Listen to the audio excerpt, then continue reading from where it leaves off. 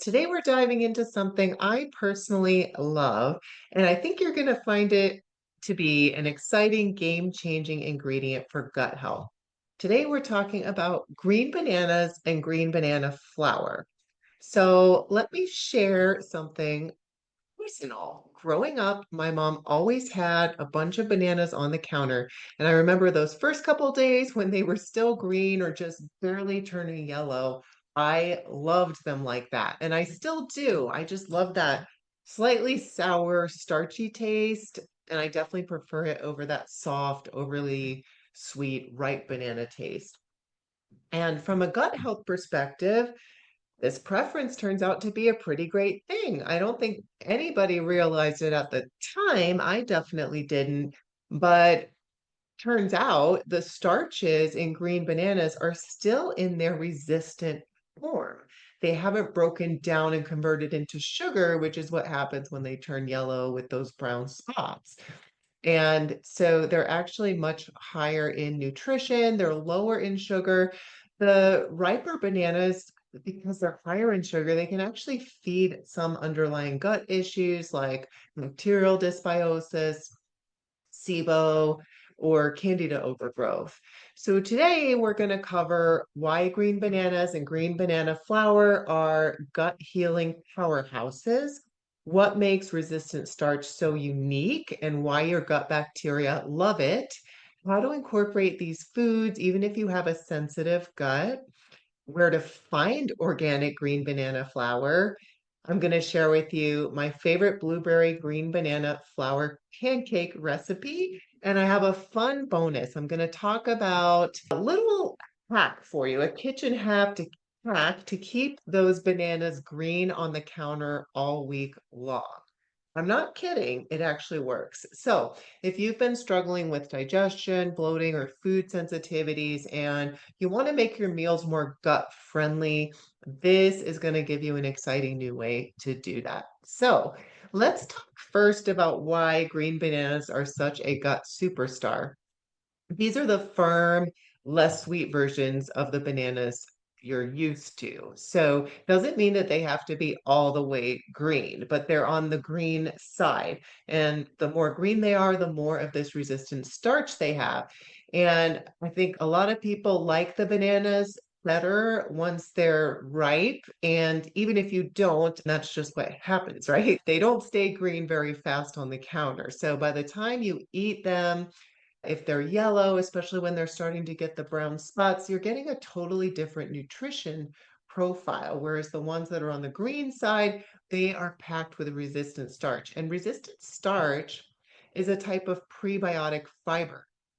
Unlike regular starches, which break down into sugar, spike your blood sugar, feed certain organisms in the gut, resistant starch passes through your small intestine undigested. It doesn't get digested there where starch gets digested. And so it hangs around long enough in the gut to become fuel for your beneficial gut bacteria in the large intestine. So let me just say that again. Most digestion of starches happens in the small intestine. So starches are broken down into their sugar building blocks and absorbed into the bloodstream. Then they spike your blood sugars, which, depending on the type of starch, can be okay. We need blood sugar, but if it's like a really high sugar starch, like those really ripe bananas, it can spike your blood sugars, especially eaten by themselves. Whereas the resistant starch, it takes longer to break down. So it's not broken down in the small intestine and it actually hangs around long enough to feed your beneficial microbiome. And one of the only other things that does that is fiber, but this is a little bit different. It's a starch that feeds your good bacteria. So you get less sugar compared to ripe bananas, more resistant starch to nourish your gut microbiome. And it's just a natural way to support digestion, reduce inflammation, and strengthen the gut barrier. So for people with underlying issues like dysbiosis, SIBO, or candida, the ripe sugary bananas can sometimes make symptoms worse, whereas the green bananas won't do that. They're not going to feed that bacterial overgrowth. For example, with SIBO, or if you have yeast in the small intestine, and they are going to make it long enough to the large intestine that they're going to feed that. and they don't even break down, they're not as high in sugar in general, so they're not feeding bacteria. So, what makes this such a big deal? Resistant starch is special. It's rare in the modern diet. We don't have a lot of foods that offer this form of starch. We have fibers in the diet, we have sugars in the diet, but we just simply don't eat many foods that naturally deliver it. And it has to be formed specially in certain foods. So in this case, in bananas, it's only in the unripe form or the less ripe form. And then with other starches, you have to sometimes manipulate it. So let me tell you what I mean. So the other natural sources of resistant starch are cooked and cooled rice and potatoes. So you have to them and then cool them for that resistant starch to form. So a really convenient food that we do eat in our diets is potato salad. And so having a potato salad is a good way to feed your good bacteria and get resistant starch. And that's actually a tip that I recommend to a lot of my sensitive patients. One of the issues with some of these gut IBS, SIBO is that, yes, you want to feed your good microbiome, but the high fiber and high FODMAP foods that feed your microbiome are ones you can't tolerate because they're also feeding the SIBO. So this is it's a little workaround to feed that good bacteria without feeding the overgrowth. And so cooked and cool, I recommend a low FODMAP potato salad as a great way to do this. You can cook rice and then cool it. We don't tend to eat it that way, right, in our diet, but the more you heat it up, the more you break down that resistant starch again. So if you can cook rice and then eat it leftover, but don't heat it up very much, you'll still get some resistant starch that way. You can also make resistant starch by cooking and cooling legumes. So if you want to add chilled chickpeas to a salad or lentils to a salad, that's another great way to do it. Again, it's just if your gut can tolerate those. But I will insert here that even sensitive guts can usually handle small amounts of these things. And especially if they are chickpeas and lentils, if they're drained and rinsed, if they're initially canned and then drained, rinsed, and then cooled. So you could do even just a tablespoon or two is going to feed a lot of good bacteria in your gut, even though it might not seem like a big serving for you. And then there are supplement products that have resistant starch in them, but it's usually sourced from potatoes, bananas. So it's these starchy foods. I love the green banana, and we also have green banana flour. And this is a helpful flour. So it's not just that it's a gluten-free flour, although it is. It's gluten-free, grain-free, nut-free, so it's good for people with certain allergies, but it's also easy to use. You can sprinkle it into recipes, you can stir it a spoonful into a smoothie, you can mix green banana flour into yogurt. You can blend it into pancake or waffle batter, or even use it as a thickener in soups and stews instead of like flour. You don't have to overhaul your whole cooking routine or follow special recipes. You just work it into the things that you already eat, and that adds resistant starch to your everyday meals. It's a really cool way to feed gut bacteria. I just do recommend with green banana flour to introduce it slowly if you have a sensitive system. So start with a low amount and increase slowly. Jumping into big doses of resistant starch could potentially cause some gas and bloating. That just happens anytime we're starting to feed gut bacteria in a way that we weren't consistently doing it before. So you might start with, for the very sensitive people, 1 or 2 teaspoons per day mixed into something gentle, a smoothie or yogurt, and just listen to your body. A little bit of extra gas is okay. That's just your microbiome adjusting and it will calm down. But if you're getting painfully bloated or uncomfortable, just pull back, give it time, and slowly increase when you're ready. Because again, this is something your system does adjust to. It just takes some time especially in certain people. It's dose dependent and everybody's a little bit different. And you can also make sure to balance it with other prebiotic foods so you're not getting too much of any one thing. Where can you get green banana flour? I personally buy it from trusted brands online. There's a brand that's pictured in my recipe for it that you could look for. But just make sure to stick to organic green bananas because bananas can be sprayed with pesticides. And even though they have a thick peel, you might think, okay, there's a thick peel, so the pesticide's not going to get on the banana. Rain's going to wash the pesticide off of that peel down into the soil.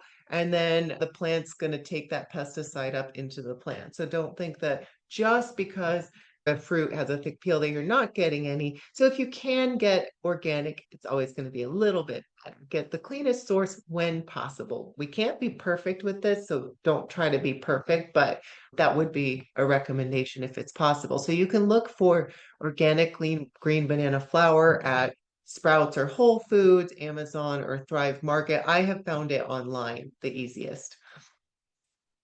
And look for a single ingredient product that says 100% green banana flour. So, my favorite way to use green banana flour is, in fact, pancakes. I have developed blueberry green banana flour pancake recipe that's really easy to make, perfect for a Sunday morning, full of prebiotic goodness. They're gluten-free, grain-free, and packed with resistant starch to help feed your microbiome. They're made with simple ingredients you probably already have in your kitchen, and the texture is really fluffy and light.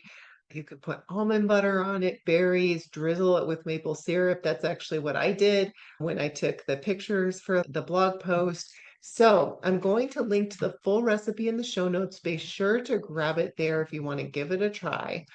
Just remember that supporting your gut is about progress, not perfection. Little changes like adding resistant starch can make a real difference over time. And this is going to just be part of your overall gut health plan. And I do recommend some of those other ways to work in resistant starch that we talked about as well. Now I have a really fun tip for you. We're getting away from the flour right now. We're going to go back to just talking about green bananas. So, you know how I talked about earlier how I love the taste of the green bananas, but they go ripe really quick on the counter. There are those special green produce storage bags. The ones I use are called Debbie Meyer green bags, and they're designed to help extend the life of fruits and vegetables by reducing the ethylene gas that speeds up ripening.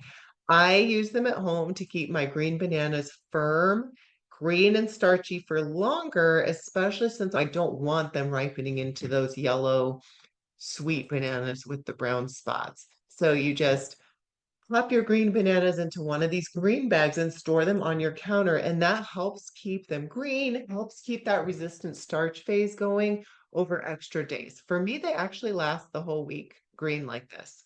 But I do have a couple tips for you because there are some nuances to using them that can make them work better. And what I learned is that bananas actually naturally release moisture. Who knew? Makes sense. They're breathing, right? So they actually release moisture. And when those bags are sealed too tightly, because I first started trying to seal them tightly with a baggy tie, that little bit of moisture actually collects inside the bag and it actually accelerates the ripening. So it's still ripening slower than if you just had them on the counter, not in the bag, but it's not quite as slow as you hope. They were only lasting a few days. So I found a little pro tip here. Wrap your bunch of green bananas in a paper towel inside the bag and then swap out the paper towel each day. And this helps absorb the moisture and pull it out of the bag every day. And when I do that, it keeps the bananas green all week. Also, don't feel like you have to close the bag tightly with a twist tie like I was doing. Just loosely fold it under because a tiny bit of airflow is actually a good thing to prevent moisture buildup. I've noticed that tying it tightly actually backfires. So I hope you love that tip as much as I do because I've been really enjoying just green bananas all week long. I throw them in my smoothies. I like to slice them up and just eat them with some pineapple. I love that combination. I love mashing up green banana and mixing it up or dolloping it with some yogurt. There's just so many ways to eat green bananas and slice them onto oatmeal. The list goes on, working them into your diet. So thank you so much for hanging out with me today. If you've been curious about new ways to support your digestion, I hope this episode gives you something fun and practical to try. Obviously, I find green banana flour to be such an exciting ingredient, and I'd love to hear what you make with it, whether it's pancakes, smoothies, or something totally creative. So jump over to my IG at Nutrition Resolution and let me know if you try the recipe. Keep nourishing your gut and experimenting with simple, powerful swaps like this one. And we are going to link to the blog post in the notes. If you're ready to go deeper, don't miss my brand new masterclass where we talk about why your gut still isn't better, the real reasons you feel stuck, and what to do about it. I'll walk you through why symptoms often linger, what's missing in most gut healing plans, and how to finally get things moving in the right direction with your gut health. All right, guys, take it easy.